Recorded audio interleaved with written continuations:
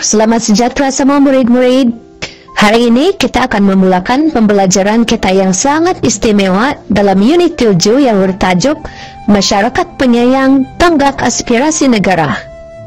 Tajuk ini bukan sekadar tajuk pelajaran, tetapi sebenarnya satu seruan kemanusiaan, satu ajakan untuk kita menjadi insan yang penuh kasih sayang, kepedulian, dan pengorbanan dalam masyarakat.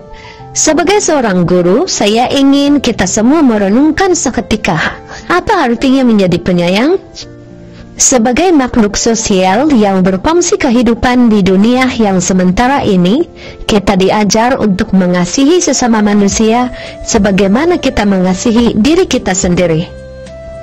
Masyarakat penyayang bukanlah masyarakat yang sempurna, tetapi masyarakat yang sanggup memahami, membantu, dan menyantuni golongan yang memerlukan tanpa prejudis dan tanpa pilih kasih. Hari ini, Cikgu harap kamu semua buka bukan hanya buku teks, tetapi juga hati dan minda kamu. Karena untuk memahami topik ini, kita perlu turut merasakan, bukan hanya untuk mengetahui. Tak perlu mengalaminya dan bukan sekadar menghafal amalan nilai murni.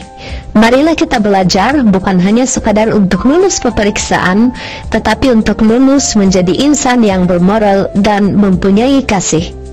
Dalam unit ini, murid akan belajar tentang ciri masyarakat penyayang, kepentingan memperkukuh masyarakat penyayang, cara menyantuni masyarakat yang berkeperluan, keutamaan dalam membantu masyarakat yang berkeperluan bagi merealisasikan masyarakat penyayang, mengekspresikan perasaan apabila dapat membantu mewujudkan masyarakat penyayang, dan amalan masyarakat penyayang dalam konteks kepelbagaian agama, bangsa, budaya, dan bahasa. Masyarakat penyayang ialah masyarakat yang hidup bermuafakat, mesra, dan bertimbang rasa dengan anggotanya. Setiap orang akan saling memahami dan menghormati.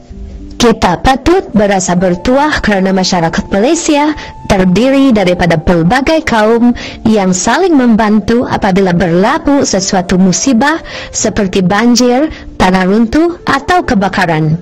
Yang berikut ialah ciri-ciri masyarakat penyayang. Yang pertama, prihatin. Prihatin bermaksud sentiasa mengambil tahu keadaan dan keperluan orang lain. Contohnya, membantu rakan yang murung atau sedih di sekolah dengan cara menggembirakannya, atau menjadi pendengar yang baik kepada masalah rakan dan coba mendorongnya dengan kata-kata semangat. Sikap prihatin juga merupakan tindakan kasih yang melibatkan rasa empati terhadap perasaan orang lain, di mana kita turut merasakan kesusahan dan kesedihan orang lain. Jika sahabat kita bersukacita, kita juga perlu bersukacita bersama dengan mereka. Jika sahabat kita sedang bersedih, kita juga turut merasakan kesedihan mereka. Yang kedua, mempunyai sikap pemurah. Pemurah bermaksud suka memberi tanpa mengharapkan balasan. Contohnya, menyumbangkan uang atau makanan kepada tabung bantuan bencana dengan sukarela. Yang ketiga, toleransi. Toleransi bermaksud bertolak ansur dan menerima perbezaan antara satu sama lain, seperti perbezaan pendapat, agama, atau bangsa. Contohnya, menghormati cara beribadah rakan yang berbeza agama dengan kita. Yang keempat, rajin membantu, yang bermaksud sentiasa ringan tulang dan sedia memberi pertolongan kepada mereka yang memerlukan pertolongan. Contohnya, menolong guru mengangkat buku atau membantu rakan yang dalam kesusahan. Yang kelima, ambil berat. Ambil berat bermaksud menunjukkan rasa sayang dan prihatin terhadap kebajikan orang lain. Contohnya, sentiasa bertanya kabar tentang keadaan jiran atau sahabat yang sedang sakit. Yang keenam, bertanggung jawab. Bertanggung jawab bermaksud kesanggupan diri seseorang untuk memikul dan melaksanakan tugas serta kewajiban dengan sempurna. Contohnya, melaksanakan atau menyiapkan tugasan yang diberikan oleh guru dengan bersungguh-sungguh dan tepat masa. Yang ketujuh, baik hati. Baik hati bermaksud kepekaan terhadap keperluan dan kebajikan diri dan orang lain dengan memberi bantuan serta sokongan moral secara ikhlas. Contohnya, membantu orang tua melintas jalan raya. Yang ke-8, belas kasihan. Belas kasihan bermaksud rasa simpati yang mendalam terhadap penderitaan dan kesusahan orang lain. Contohnya, menyumbang dana atau menjadi sukarelawan untuk membantu mangsa banjir yang kehilangan harta benda dan tempat tinggal. Yang ke-9, bekerja sama. Bekerja sama bermaksud bekerja bersama-sama untuk mencapai matlamat bersama.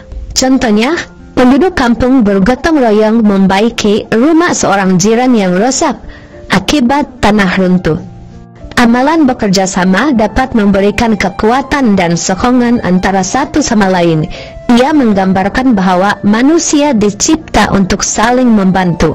Dalam konteks kehidupan, apabila seseorang menghadapi kesusahan, kehadiran orang lain yang sudi membantu sangat penting.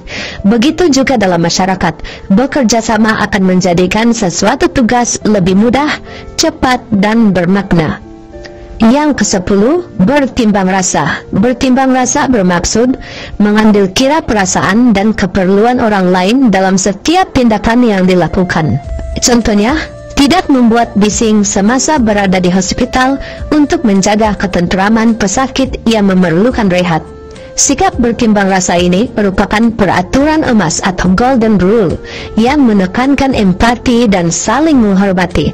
Ia menyeru supaya kita bertindak terhadap orang lain seperti mana kita mahu orang lain bertindak terhadap kita. Dalam konteks nilai bertimbang rasa, kita perlu memahami dan mempertimbangkan perasaan serta keperluan orang lain sebelum melakukan sesuatu agar hubungan sesama manusia kekal harmoni dan saling menghormati. Murid-murid yang dikasihi, dengan mewujudkan masyarakat penyayang, banyak kepentingan yang akan kita peroleh. Kepentingan tersebut dapat memperkukuh konsep masyarakat penyayang di negara ini. Antara kepentingan mewujudkan masyarakat penyayang adalah: yang pertama, dapat mewujudkan suasana aman dan harmoni. Masyarakat penyayang membantu menciptakan persekitaran yang damai dan saling menghormati. Apabila semua orang saling memahami, pertelingkahan dan konflik dapat dielakkan. Contohnya, apabila berlaku musibah seperti banjir, masyarakat pelbagai kaum turun padang membantu mangsa tanpa mengambil kira bangsa atau agama mangsa banjir tersebut.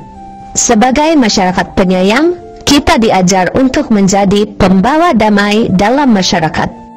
Yang kedua, dapat memperkukuh perpaduan. Perpaduan dapat diperkukuh apabila masyarakat saling membantu dan menghargai antara satu sama lain. Semangat kekitaan akan menjadi semakin kuat. Contohnya, mengadakan aktiviti gotong royong atau rumah terbuka yang disertai oleh semua kaum dan agama dapat memperkukuhkan perpaduan. Kita semua adalah satu tubuh di dalam masyarakat global. Setiap kita adalah anggota dalam masyarakat penyayang peringkat global. Ini menunjukkan pentingnya hidup dalam perpaduan dan kebersamaan. Yang ketiga, dapat mengeratkan hubungan antara anggota masyarakat. Apabila kita bersikap penyayang dan prihatin, hubungan antara anggota masyarakat menjadi lebih mesra dan erat. Ini dapat membentuk budaya hidup harmoni, saling mempercayai, saling mengasihi dan menghargai antara satu sama lain. Tindakan-tindakan kecil seperti membantu, mendengar dan menyokong antara satu sama lain dapat mewujudkan persekitaran masyarakat yang bersatu padu. Memberikan sokongan moral kepada jiran atau rakan yang menghadapi masalah keluarga, contohnya menziarahi mereka, bertanya kabar atau memberikan kata-kata semangat, menunjukkan bahwa kita mengambil berat dan bersikap penyayang. Tindakan ini bukan sahaja meringankan beban emosi mereka, tetapi juga mewujudkan ikatan silaturahim yang lebih kukuh antara individu dalam masyarakat. Kasih sayang kepada orang lain haruslah sama seperti kita mengasihi diri sendiri. Ini bermakna kita harus sentiasa berusaha melakukan yang terbaik untuk orang lain, sebagaimana kita menginginkan kebaikan untuk diri kita. Dalam konteks hubungan masyarakat, kita diseru untuk bertindak dengan penuh kasih, tidak mementingkan diri, dan sentiasa berusaha memahami serta membantu keperluan orang lain untuk membina masyarakat yang bersatu dan harmoni. Yang keempat, dapat meringankan beban golongan yang kurang bernasib baik. Tindakan membantu golongan yang memerlukan seperti orang miskin, gelandangan atau mangsa bencana menunjukkan keprihatinan dan rasa belas kasihan dalam masyarakat. Usaha ini bukan sahaja membantu meringankan penderitaan mereka, tetapi juga memupuk nilai kemanusiaan, memperkukuh perpaduan, dan mewujudkan masyarakat penyayang. Tindakan menyumbangkan makanan dan keperluan asas kepada keluarga miskin semasa musim perayaan membolehkan mereka turut merasai kegembiraan yang sama seperti orang lain. Ini mencerminkan semangat saling membantu dan sikap penyayang, serta tidak membiarkan sesiapapun berasa tersisih dalam masyarakat. Alangkah indahnya apabila kita mengaplikasikan prinsip kasih terhadap sesama insan, seperti mana kita ingin diri kita dilayan dengan baik dan penuh kasih. Begitu jugalah sepatutnya kita berbuat kepada orang lain. Dalam konteks membantu golongan yang kurang bernasib baik, prinsip kasih menjadi asas moral untuk bertindak atas dasar kasih dan empati tanpa mengharapkan balasan. Ia mendorong kita untuk peka terhadap penderitaan orang lain dan bertindak membantu dengan ikhlas. Murid-murid, terdapat juga masyarakat berkeperluan yang memerlukan perhatian daripada kita. Golongan ini memerlukan pembelaan dari segi bantuan dan bimbingan yang sewajarnya. Antaranya termasuklah golongan gelandangan, golongan miskin, bekas penagih dadah, bekas banduan, dan pesakit AIDS. Golongan berkeperluan ini wajar diberi keutamaan dalam membantu mereka mengharungi kehidupan seharian. Antara faktor golongan ini harus diberi keutamaan adalah seperti berikut. Yang pertama, semua individu termasuk golongan seperti anak-anak gelandangan berhak untuk hidup dalam keadaan yang selamat dan bermaruah. Mereka perlu diberikan keperluan asas seperti makanan, tempat tinggal, dan peluang pendidikan agar dapat membina masa depan yang lebih baik serta menyumbang kembali kepada masyarakat. Yang kedua, setiap anggota masyarakat perlu diberi kesadaran tentang penyakit berbahaya. Contohnya, pesakit AIDS diberi kesadaran tentang cara penjagaan yang betul supaya mereka mendapat perawatan yang sewajarnya untuk hidup seperti orang lain. Golongan seperti pesakit AIDS harus diberi kesadaran dan pendidikan kesehatan tentang penjagaan diri agar tidak membahayakan orang lain. Dengan rawatan dan sokongan yang sewajarnya, mereka boleh menjalani kehidupan yang lebih sehat dan produktif. Yang ketiga, setiap anggota masyarakat juga harus menerima mereka yang pernah menagih dadah dan melakukan jenayah. Contohnya, bekas banduan dan bekas penagih dadah perlu dilayan seperti anggota masyarakat lain dan diberi peluang pekerjaan serta pendidikan supaya mereka juga berjaya. Bekas banduan dan bekas penagih dadah perlu diberi peluang kedua. Mereka harus dilayan seperti anggota masyarakat yang lain dengan diberi akses kepada pendidikan dan pekerjaan. Ini akan membantu mereka menjauhi jenayah dan kembali menjadi individu yang berguna, berjaya, dan berdisiplin. Yang keempat, setiap anggota masyarakat juga harus mendapat peluang rawatan yang sewajarnya supaya mereka sembuh daripada penyakit berbahaya. Contohnya, golongan miskin yang tidak mampu untuk membayar rawatan penyakit seperti kanker dan rawatan dialisis. Golongan miskin yang tidak mampu membayar pos rawatan perlu diberikan bantuan agar mereka juga dapat menerima rawatan sewajarnya. Contohnya, rawatan penyakit serius seperti kanker atau dialisis tidak harus menjadi beban kepada mereka yang kurang mampu. Memberi rawatan ini adalah sebahagian daripada keadilan sosial. Terdapat banyak agensi yang boleh disertai untuk membantu golongan berkeperluan supaya mereka mendapat perhatian yang sewajarnya. Antara agensi tersebut adalah seperti berikut. Yang pertama, Makna. Makna ditubuhkan untuk menyediakan perkhidmatan rawatan, pencegahan, penyelidikan, dan sokongan kepada pesakit kanser serta keluarga mereka. Fokus utama adalah membantu pesakit kanser dari golongan berpendapatan rendah yang tidak mampu menanggung kos rawatan. Yang kedua, Yayasan Salam Malaysia.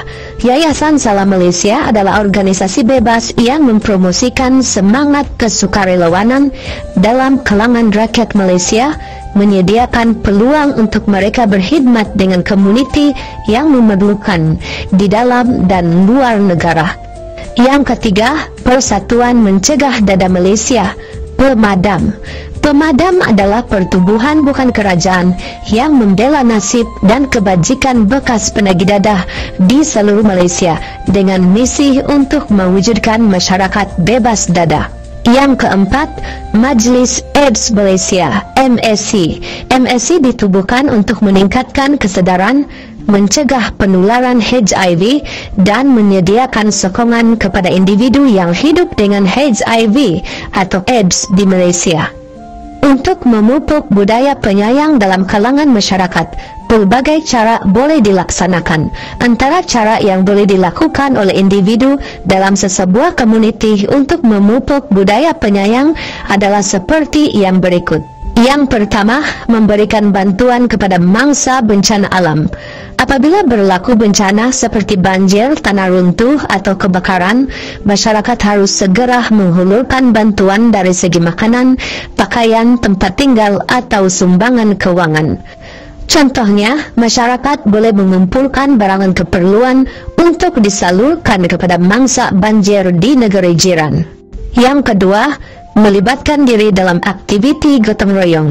Penglibatan dalam aktiviti gotong royong bukan sekadar membantu menjaga kebersihan, tetapi mencerminkan semangat kebersamaan, prihatin, dan kasih sayang sesama anggota masyarakat.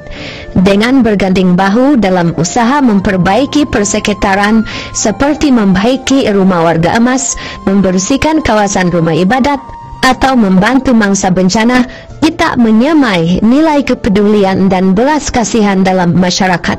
Ini menjadikan masyarakat lebih harmoni, mesra, dan saling menyokong.